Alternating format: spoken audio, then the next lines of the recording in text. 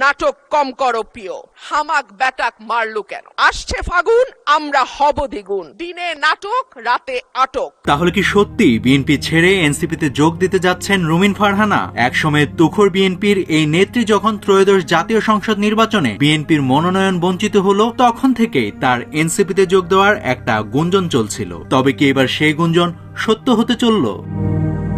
একটি সূত্র বলছে সাবেক বিএনপি নেত্রী ও বর্তমান স্বতন্ত্র সংসদ সদস্য রুমিন ফারহানার সঙ্গে এনসিপির নেতারা নিয়মিত যোগাযোগ রাখছেন। তবে এখন পর্যন্ত তার এনসিপিতে যোগ দেওয়ার বিষয়টি চূড়ান্ত হয়নি।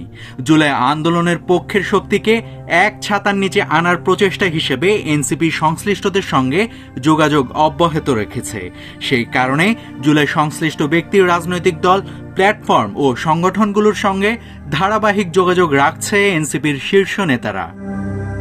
রুমিন ফারহানা ছাড়াও এনসিপির টার্গেটে আরও আছে আপ বাংলাদেশ ও এবি পার্টি। এবি পার্টির ভাইস চেয়ারম্যান ব্যারিস্টার খান আজম, যুগ্ম সাধারণ সম্পাদক আব্দুল্লাহ আল মামুন রানা ও শাহাদাতুল্লাহ টুটুল যোগ দেওয়ার বিষয়ে কথা চলছে বলে জানা গেছে। এনসিপির সূত্র বলছে ইতিমধ্যে আপ বাংলাদেশের শীর্ষ 3 নেতা সহ একটি অংশের এনসিপিতে যোগদান অনেকটা চূড়ান্ত পর্যায়ে। কয়েক দফায় এনসিপির আহ্বায়ক নাহিদ ইসলাম ও আপ বাংলাদেশের আহ্বায়ক আলী আহসান জুনায়েদের মধ্যে বৈঠক অনুষ্ঠিত হয়েছে। আলী আহসান জুনায়েদ, রাফে সালমান ছাড়াও প্ল্যাটফর্মের মুখপাত্র শাহরিন সুলতানা ইরা সহ আরো 20-25 জন প্রাথমিকভাবে এনসিপিতে যোগদানের কথা চলছে। এদের সবারই আগামী 12 ফেব্রুয়ারি যোগদানের প্রাথমিক একটি তারিখ নির্ধারণ করা হয়েছে। নাভিদ হাসান, সোনালী নিউজ।